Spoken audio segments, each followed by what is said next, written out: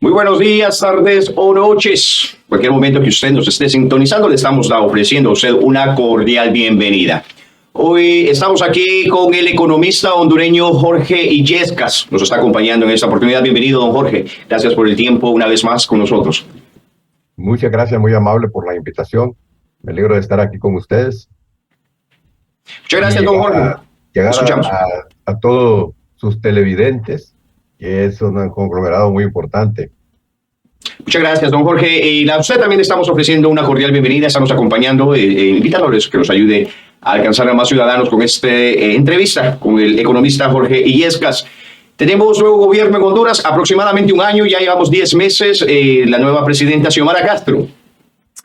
En la actualidad se están empezando a configurar una serie de eventos bastante inesperados en cierta medida, partiendo del hecho cómo está la sociedad hondureña, cómo está la situación económica de nuestro país. Pero estamos notando que el gobierno de Honduras está tomando una posición bastante contraria con la nueva embajadora de Honduras. La embajadora ha hecho algunas observaciones muy puntuales. Ella ha dicho las nuevas políticas que se están tomando en términos económicos en la nueva administración podrán frenar de alguna manera la inversión extranjera. Y hizo otras acotaciones con respecto a la Sisi. Y esto ha generado una respuesta bastante acelerada, bastante precipitada por parte de Enrique Reina. Y también incluso el esposo de la presidenta, Manuel Zelaya, que usualmente se envuelve en todos los asuntos de Estado, que es un asesor, sin embargo, él siempre sale al paso. Ha también hecho algunas observaciones, pero antes de ingresar y hablar directamente sobre este tema, ¿cómo valora usted la gestión del gobierno de Xiomara Castro hasta este preciso momento, don Jorge? Yo creo que muchos hondureños tuvieron la expectativa de que doña Xiomara, por ser la primera mujer presidenta de Honduras, iba a tener un gobierno diferente a los anteriores. Yo, como tú sabes, nunca fui así como tan optimista, porque conozco a los políticos hondureños. Pero 1.700.000 personas votó por ella. Y en este momento, ella no reconoce, ni el presidente Manuel Zelaya, reconocen que esos votos no son de libre.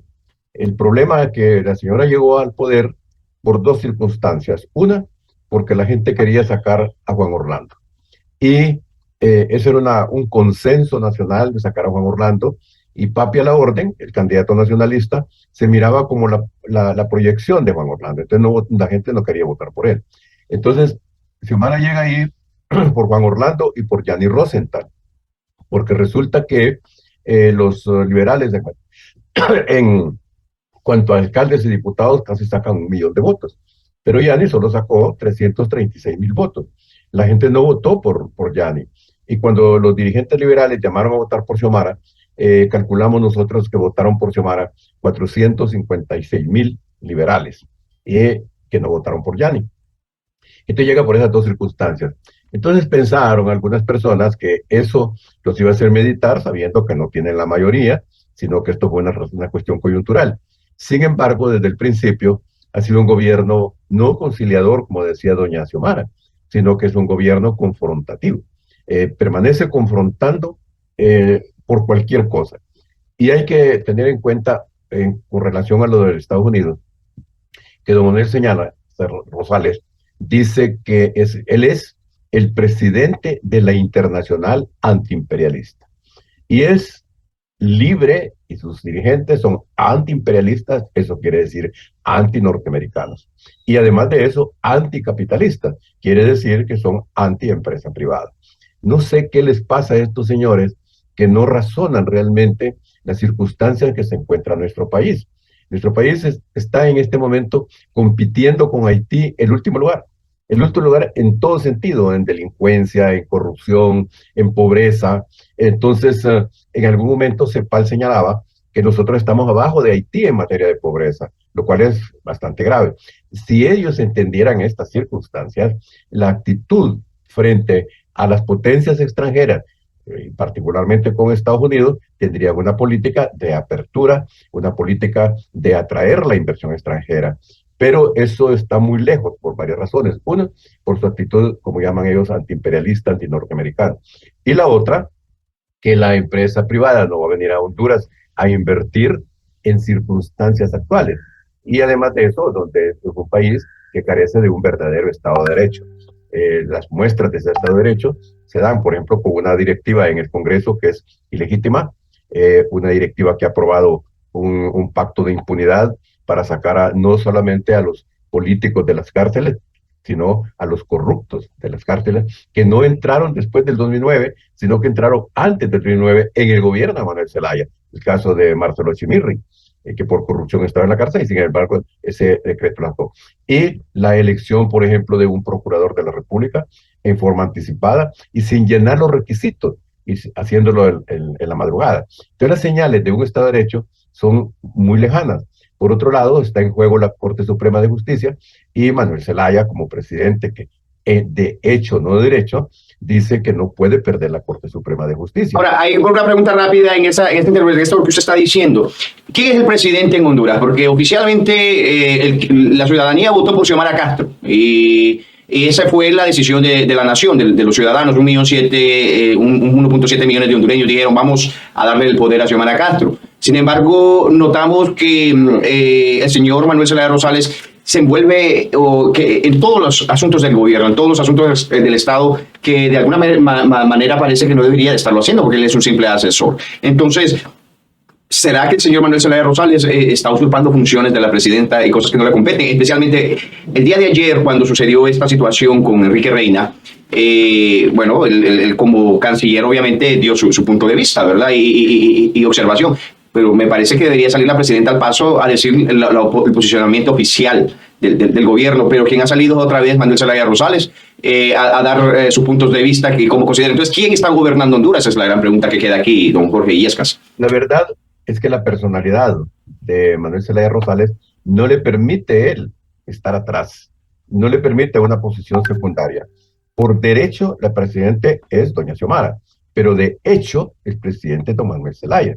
Él incluso ocupa el despacho presidencial para atender embajadores, para atender diferentes visitantes.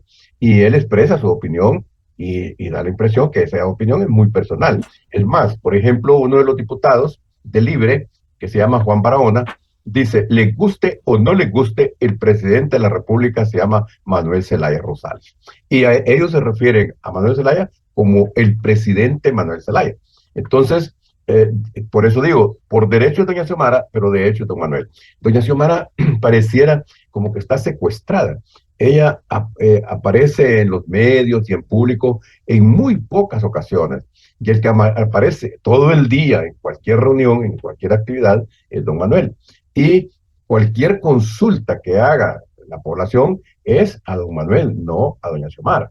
Entonces, pues, la práctica del presidente, don Manuel. Entonces estamos diciendo que sí, podemos concluir, don Jorge Illescas, en esta observación, en este análisis, que el señor Manuel Zelaya Rosales está usurpando funciones, no en términos de derecho, porque al final que tiene que firmar todos los acuerdos y decretos es la presidenta. Sin embargo, en el momento de las negociaciones y todo este rol que es fundamental, porque ese es el momento donde se toman las decisiones importantes para la nación, el que está haciendo esto es el señor Manuel Zelaya Rosales. Ahora, a mí me preocupa este tema bastante, que el señor Manuel Zelaya Rosales, que don Carlos Zelaya, personas que han sido señaladas en las Cortes de Nueva York de estar o haber participado en alguna medida agarrando sobornos de narcotraficantes o haber colaborado con narcotraficantes. ¿Cómo considera usted que es tan saludable, siendo que venimos de una narcodictadura y tratamos de eliminar este sistema de crimen organizado? Y es lo que estamos tratando de hacer. De hecho, ya vamos a hablar sobre la CICI, que es uno de los esfuerzos que se está tratando de hacer para combatir todo este crimen organizado, toda esta corrupción.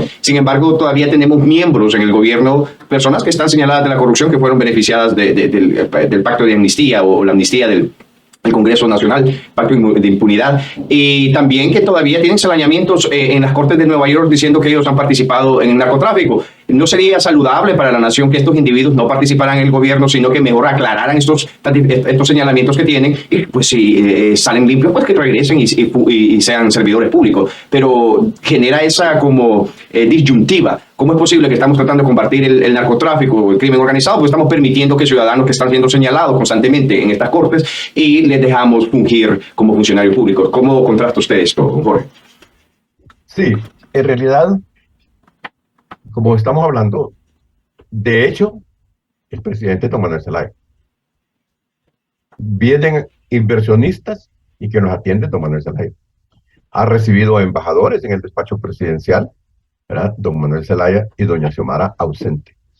Por otro lado, él señala también que es imposible que él cambie su ideología, que él es socialista del siglo XXI. Entonces, cuando que otra cosa más que lo que la oposición está pensando. Descalifica a la oposición, cualquier actividad de la oposición. Indudablemente, muchos de los diputados, particularmente del Partido Nacional, tienen muy poco moral para hablar porque ellos son parte de la gran corrupción que ha habido en Honduras. Por ejemplo, con relación a esto del Congreso, la lista Engel, ¿verdad? El supuesto presidente del Congreso, antes, cuando era diputado, estaba en la oposición, decía que él no podía sentarse a la par de una persona señalada en la lista Engel, que no le podía dar ni siquiera la mano y que esa gente debería estar en la cárcel. Pero ahora que es un presidente ficticio en el Congreso, tiene a la par a dos personas que han salido en la lista Engel. Y entonces, y ahora él los tiene a la par, y no solamente eso, sino que condena la lista Engel. Dice que es una persecución política, ¿verdad? El señor que está ahí haciendo las veces de presidente del Congreso, que es ilegítimo. Entonces, hay una serie de contradicciones que indudablemente eso está trayendo una inconformidad en muchos sectores de la población.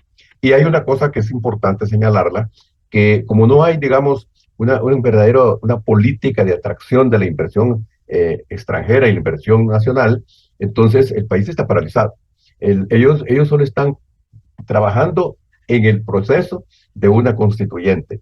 Y además de eso, totalmente solidarios con Cuba, Venezuela y Nicaragua.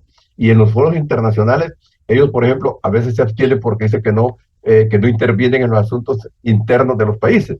Pero sí se ha pronunciado, por ejemplo, diciendo que la Cristina de Argentina es una heroína latinoamericana, cuando es una señora por todas partes conocida como una gran corrupta. Posiblemente sea la más corrupta de los gobernantes de la América Latina. Sin embargo, la declaran heroína. Por otro lado, sí se solidarizan, por ejemplo, con Castillo del Perú. Entonces, se intervienen en muchas, por ejemplo, en el caso de Ucrania, no votaron en contra de Pero es bien interesante el caso de Ucrania, don Jorge, ya que está hablando de ese tema, porque en marzo pasado ellos votaron a favor de la soberanía de Ucrania. Eso fue en marzo. Pero en octubre cambió totalmente la política y ahora ya se abstuvieron de apoyar a Ucrania. Entonces se ve una inconsistencia, se ve falta saber. Yo creo que no inconsistencia. Ellos son bien firmes. Ellos son solidarios con todos los países que andan por el lado del comunismo. Ellos son solidarios con ellos. No importa quién sea. Ellos están por ahí. Entonces ellos son consistentes en eso. Los que nos equivocamos somos nosotros, creyendo que, ¿verdad? Pero como Manuel Zelaya es clarísimo. Él va por la constituyente y dice, la razón de ser de libre, el alma de libre es la constituyente. Y hay otra cosa que lo señala bien claro. El 2009 dice, no teníamos el control de la Corte, de la Fiscalía, de las Fuerzas Armadas, no teníamos el control, dice, del Congreso. Hoy sí lo tenemos y por eso necesitamos la Corte. Y hay algo más importante, tienen el control de las Fuerzas Armadas, algo que muy poca gente se ha dado cuenta hasta este momento.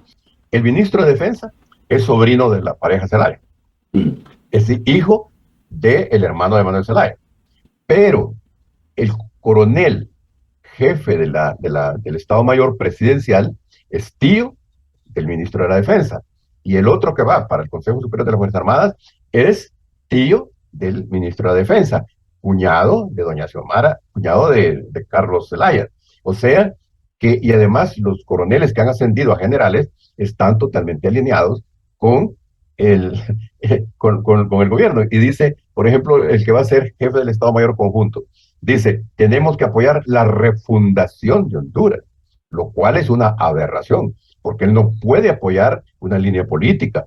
Y según la Constitución, se está estableciendo un gobierno totalitarista en Honduras, Jorge Illescas, ante lo que usted me está diciendo. Está controlada el Congreso Nacional, está controlado el Ejecutivo, hay una guerra por controlar la Corte Suprema de Justicia y no solamente los tres poderes del Estado, sino también nuestras Fuerzas Armadas están correcto, y no solamente, sino que también la policía, ¿verdad?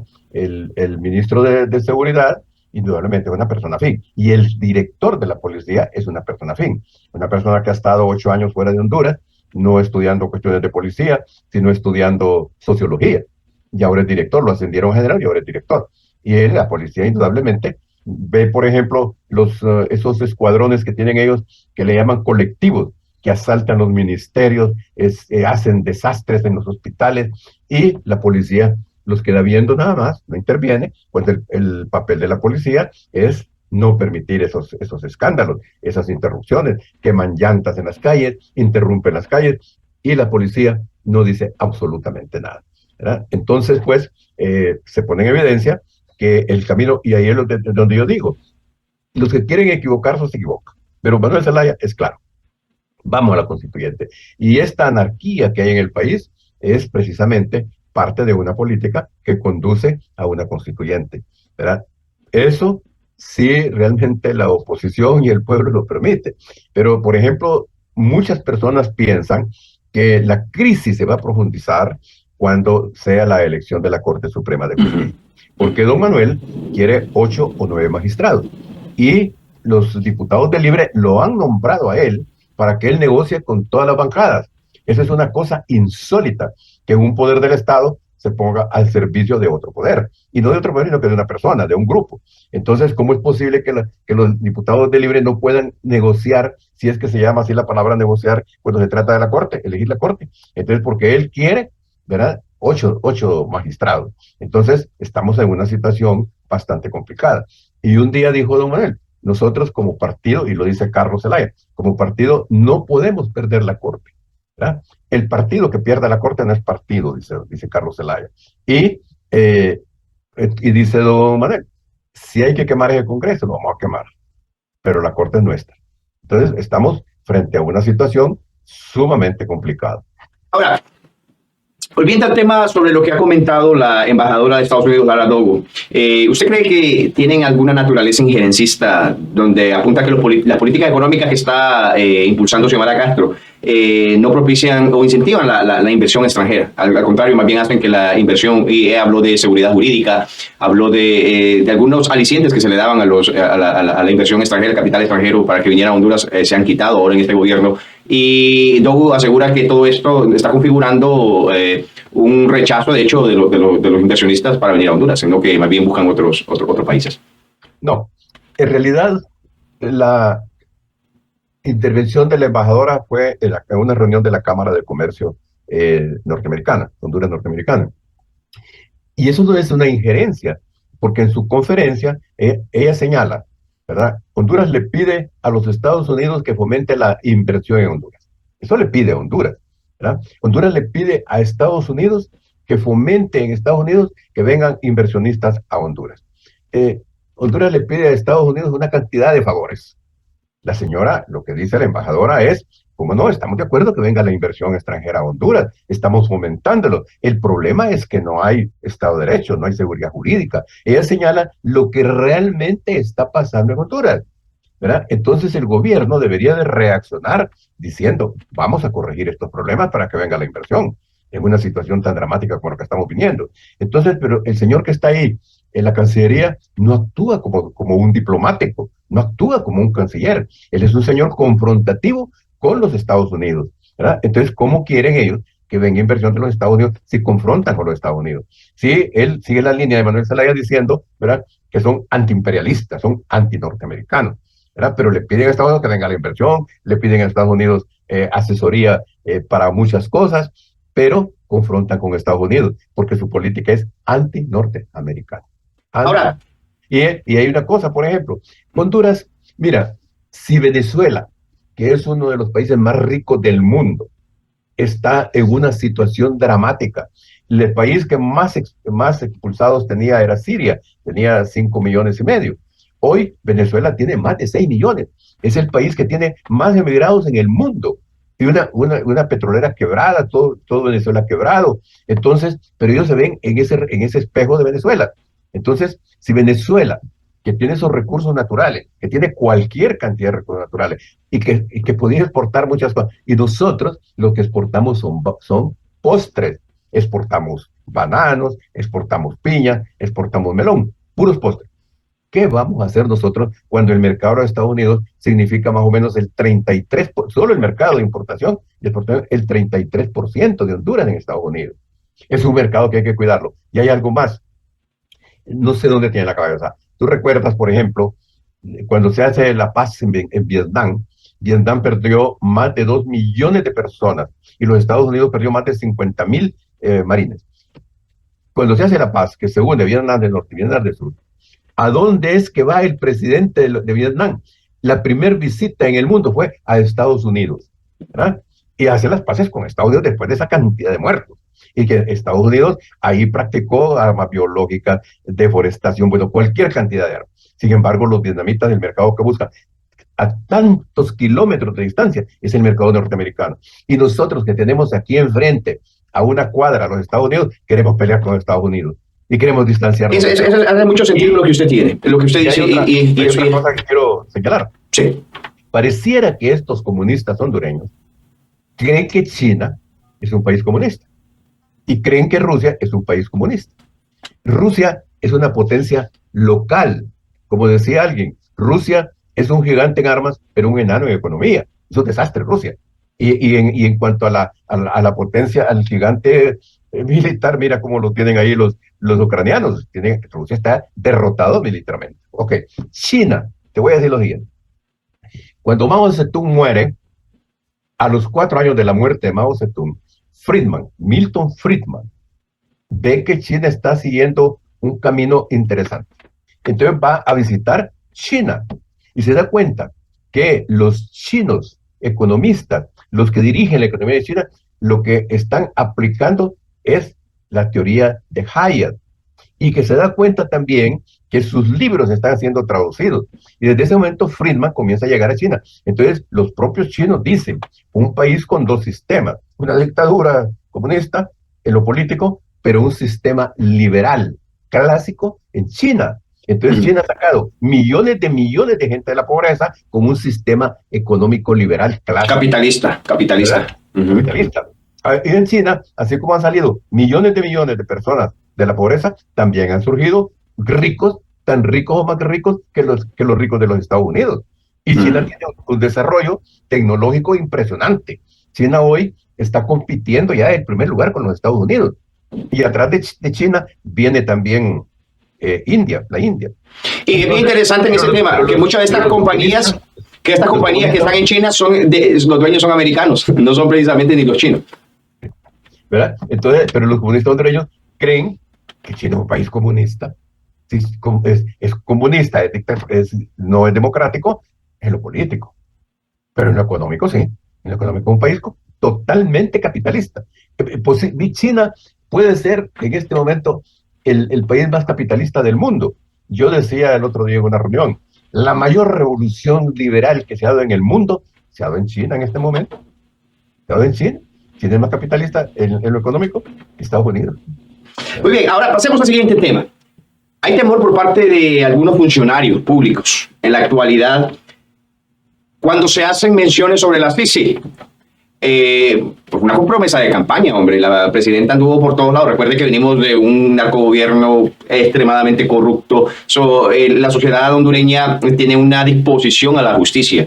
Y cuando llegaban los políticos a decir, bueno, vamos a traer una CICI para limpiar el país, sacar corruptos, limpiar el narcotráfico y todo eso, pues la sociedad dijo, pues este es el que necesitamos. Y eso fue el mensaje que llevó Xiomara a la ciudadanía hondureña. Fue a las Naciones Unidas a decirle, señores, traemos la CICI a Honduras. Pero hasta este momento no se ha podido firmar ese acuerdo. ¿Por qué? Porque las Naciones Unidas está pidiendo algunas situaciones en Honduras. Entre ellas está pidiendo derogar pactos de impunidad, entre ellas está pidiendo que sea una institución independiente de investigación independiente, pero el gobierno de Honduras no quiere hacer eso, sino que ellos quieren nombrar los funcionarios que van a trabajar en la CICI. Entonces hay una situación ahí que no se puede armonizar para poder establecer esta comisión. Sí, hay una cosa que hay que aclarar. Doña Xiomara toma la CICI como bandera, pero no es su bandera. La CICI es bandera de los indignados, que Naciones Unidas en ese tiempo no quiso entrarle a la CICI, sino que mandaron a la OEA y trajeron la MASI. Pero esa es una bandera de los indignados, del pueblo hondureño, y ella lo tomó. pero no es una bandera propia, hay que aclarar, por un lado. Por otro lado, cuando se ve el documento de Naciones Unidas, muchos de nosotros lo ve perfectamente bien, es lógico, porque si bien es así, sin colmillos no sirve para nada. Pero entonces, ¿cómo es posible que le digan a Naciones Unidas, sí, pues está perfecto, pero el personal nacional y extranjero lo va a nombrar el gobierno de Honduras? Yo no creo que Naciones Unidas someta su soberanía a esa situación, por un lado. Por otro lado, ¿qué extranjeros traería el gobierno?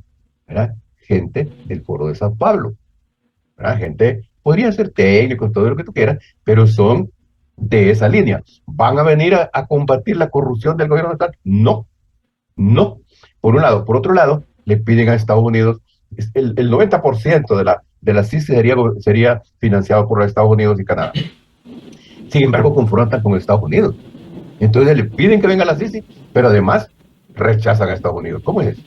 Entonces, la verdad es que no está en la agenda de ellos la CICI. Están poniendo demasiadas condicionalidades, hablan de soberanía, hablan de que no pueden comprometer los organismos, las instituciones nacionales, como que si las instituciones nacionales fueran un dichado de virtudes, si no hay credibilidad en ninguna institución de Honduras. Entonces, bueno, que habría que modificar la Constitución, no necesariamente.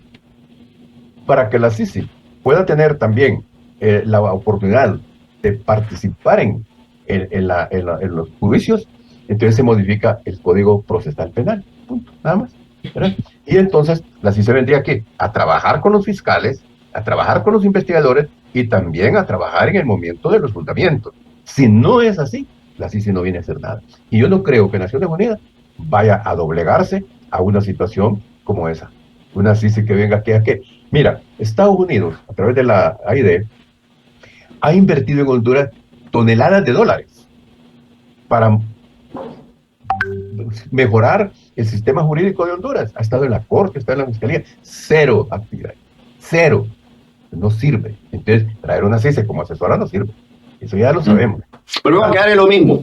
Volvemos a quedar en lo mismo porque le estamos dando el control de la justicia a los mismos gobernantes, a los mismos que han generado la dificultad que tenemos. Y es un principio básico, lo decía Albert Einstein, las mismas conciencias que generan los problemas no pueden ser las mismas conciencias que lo van a solucionar. Necesitamos una conciencia diferente. Entonces, y necesitamos, desafortunadamente hay que decirlo en esos términos, necesitamos que alguien venga a poner orden a la justicia de Honduras porque no está funcionando, no es funcional. Ese Estado de Derecho está quebrantado, está dañado. Entonces necesitamos que algo nos venga a ayudar para que empiece a cristalizar un sistema de justicia en el país que no está funcionando en este momento.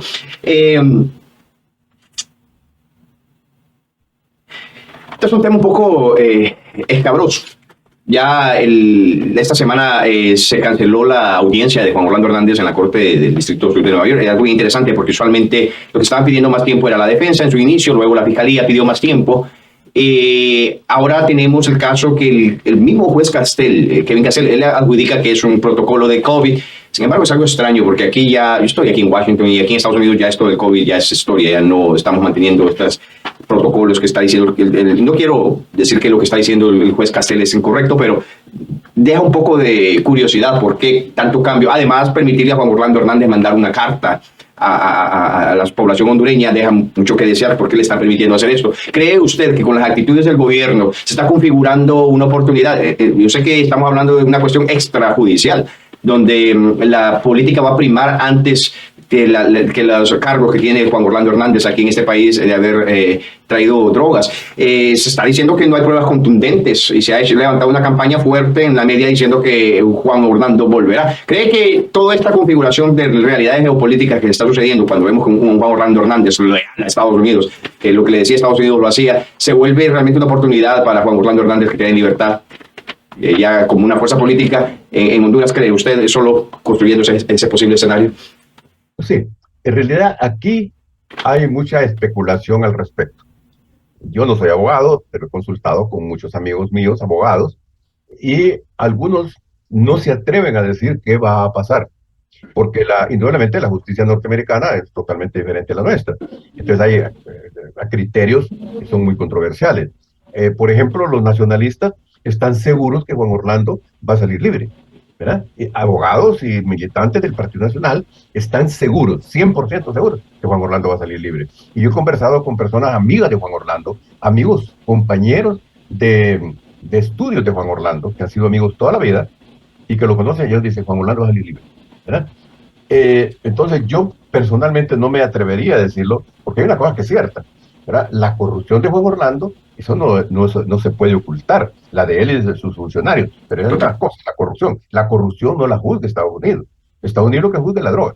Ahora, Juan Orlando, que conoce muy bien el tema de la droga, lo conoce perfectamente bien, conoce también grandes figuras que están seguramente involucradas en la droga. Entonces, Juan Orlando, con la ley de Estados Unidos, puede ser una buena negociación denunciando a los grandes capos de la droga, que él los conoce, supuestamente sus socios, ¿verdad? Podría ser. Algunas personas también piensan que los norteamericanos no pueden dejar libre a Juan Orlando. ¿Verdad? Es un expresidente de la República, sería un corcho para ellos decir, bueno, es inocente.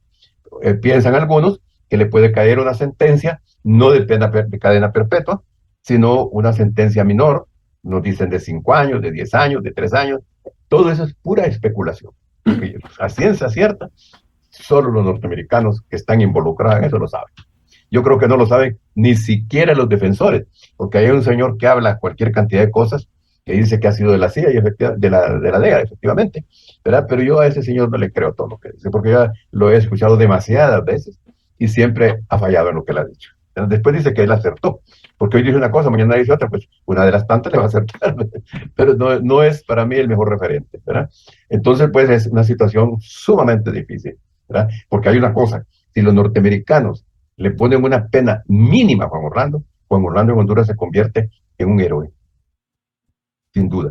Total, total. Y de eso estaría dando una oportunidad incluso política para regresar a Honduras. Y ese es un temor que tenemos. Porque si no tenemos una justicia que esté funcionando en el país, porque aparentemente lo que se está viendo con la configuración es que todo el poder del Estado se quiere politizar. Ahora el partido de gobierno, que es el Partido Libre, quiere tener control. Y cuando llegamos a esos niveles donde se politiza el gobierno, ya no se vuelve en un Estado de derecho, sino más bien en un Estado opresor de la oposición, donde lo que se busca por ejemplo, es claro, se liberan personas que están señaladas de corrupción a través de una amnistía, pero se le va a dar persecución a aquellos que son opositores que están vinculados en los mismos delitos que están estos ciudadanos que han sido beneficiados de la amnistía. Entonces, eso no es justicia, eso sino más bien es un Estado opresor que simplemente quiere eliminar la oposición a través de la supuesta justicia que quieren implantar. Aquí también hay comentarios que dicen que el juicio de Juan Orlando está asignado también por las elecciones en los Estados Unidos, que hay intereses entre los republicanos y los demócratas. Yo eso no lo sé, pero eso se dice, ¿verdad? Pero yo no lo sé. Sí, se sabía muy bien que Juan Orlando Hernández tenía una amistad con Donald Trump. Ellos tenían una amistad bastante. Y Donald Trump está volviendo una fuerza política otra vez aquí en Estados Unidos, aun cuando todo esto que han tratado de hacer los demócratas, de ponerlo en las cortes, este señor tiene una capacidad para incluso crecer cuando las dificultades legales que lo han arrinconado. Este señor está creciendo su poderío otra vez político y se ve una amenaza. Y no se sabe si finalmente lo van a poder poner en la cárcel, porque es la única manera que podrían realmente pararlo como una fuerza política para las próximas elecciones. Claro. Ahora, es preocupante lo que pasa en los Estados Unidos, porque no podemos ocultar que Estados Unidos en este momento tiene una crisis. La democracia norteamericana está en una profunda crisis. Eso no lo podemos negar. Mira, por ejemplo, el asalto al Capitolio. Eso no es propio de los Estados Unidos. Atentaron contra el marido de la señora Pelosi. ¿Cómo puede ser eso? ¿Verdad? En un país como Estados Unidos. Entonces, vemos nosotros que ponen en precario, ¿verdad?, en duda las elecciones en los Estados Unidos, ¿verdad? Por ahí alegan, intervinieron los rusos, que hubo fraude. Eso es propio de un país subdesarrollado. Entonces estamos viendo, el mundo entero tiene una crisis en este momento, el mundo está completamente en crisis. Pero me preocupa a mí, sobremanera, por ejemplo, que el juicio de Juan Orlando se vaya a decidir por razones políticas. Si eso se hace aquí, en estos países, ¿verdad?, que no tienen derecho, pero no en los Estados Unidos, ¿verdad? Es decir, lo que uno espera es que la justicia norteamericana sea transparente y sea justicia, que no esté asignada por razones de tipo político. Y si eso sucede en el caso de Juan Orlando, yo diría que la democracia de Estados Unidos y la justicia norteamericana quedaría en muy mal predicado, en muy mal predicado. Muy cierto, don Jorge Illescas, economista hondureño, muy agradecido por su tiempo. Don Jorge, hemos hecho un análisis, hemos saltado de tema en tema. Sin embargo, es importante entender en qué realidad está la sociedad hondureña en este momento en términos políticos, en términos de justicia. Temas relevantes como la Sisi es algo, una expectación tremenda que hay por parte de la ciudadanía esperando que esta comisión se instale en Honduras para poder empezar a perseguir a los corruptos de Honduras, pero veamos qué decisiones toma el nuevo gobierno de Honduras con doña Xiomara Castro a la cabeza y si se empieza a ver realmente avances. Ya para terminar, don Jorge, déjenos ya sus palabras finales, pero ahí al mismo tiempo díganos desde su visión como economista, ¿ha visto algunas políticas en términos políticas económicas, políticas sociales que usted haya podido observar que el nuevo gobierno está realizando y que se están desmarcando de las actividades o las acciones que se hicieron en gobiernos anteriores? Cierto. Preocupante totalmente, porque realmente yo no quisiera que fracasara el gobierno de Guatemala. Yo quisiera ver un país próspero, con mucha inversión. Nosotros, por ejemplo, tenemos en este momento el 78% de pobreza. 78% de pobreza. Y no se está haciendo nada. Ahí van a venir con una red solidaria para dar bolsitas de alimentos. Ahí no se resuelve la pobreza. Tenemos otro problema grave, posiblemente uno de los más graves, es la educación. La educación en Honduras no solamente que carece de instalaciones, de tecnología, no. En Honduras hemos tenido una educación para el pasado, totalmente obsoleta, para el pasado. Pero hoy no solamente es del pasado, sino que es una educación que se está hundiendo profundamente. Y todos sabemos que en la actualidad los países no necesitan ni siquiera recursos naturales para desarrollarse, ni capital, porque viene. Necesita recurso humano y salud. Y la salud en Honduras, no hay jeringas, no hay casas, no hay yodo, ¿verdad? Eso es lo elemental, no hay aspirinas, eso es lo elemental. No se le ha pagado los sueldos a los médicos durante 6 meses. Entonces, 2 elementos fundamentales que hay para que un país se desarrolle, salud y educación, está totalmente colapsado, ¿verdad? Y eso trae como consecuencia, ahí están ahorita, este año están saliendo, dice Manuel Zelaya, 100,000 hondureños para los Estados Unidos, las caravanas. No debería salir un hondureño, porque hay un problema con esto. Nosotros vemos esas caravanas de gente, no solamente de gente pobre, ahí van médicos, ahí van ingenieros. Mira cómo está la situación en Honduras. Estaban haciendo reclutamiento para policías, entrenando gente para policías, y un joven médico graduado, muere en las actividades, estaba postulándose para policía, un médico. ¿Ah? Aquí tenemos nosotros cerca de 5,000, 6,000 médicos desocupados, y ahí traen médicos cubanos. ¿Para qué? Para que resuelvan los problemas de la salud. No, para el indoctrinamiento. Lo mismo que hacen en Nicaragua y en Venezuela. Y en esos países, por ejemplo, también las Fuerzas Armadas son objeto de asesoría. Falso. Las Fuerzas Armadas en Venezuela están controladas por los cubanos. Así. Entonces, esa es la preocupación que tenemos nosotros. Entonces, esas 2 cosas.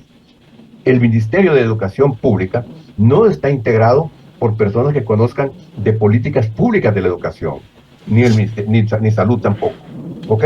Sino que son personas dirigentes, exdirigentes magisteriales, agitadores. Esos son los que están en salud, en educación. Eso es grave para nuestro país, ¿verdad? Entonces tenemos los grandes problemas: salud, educación, seguridad jurídica.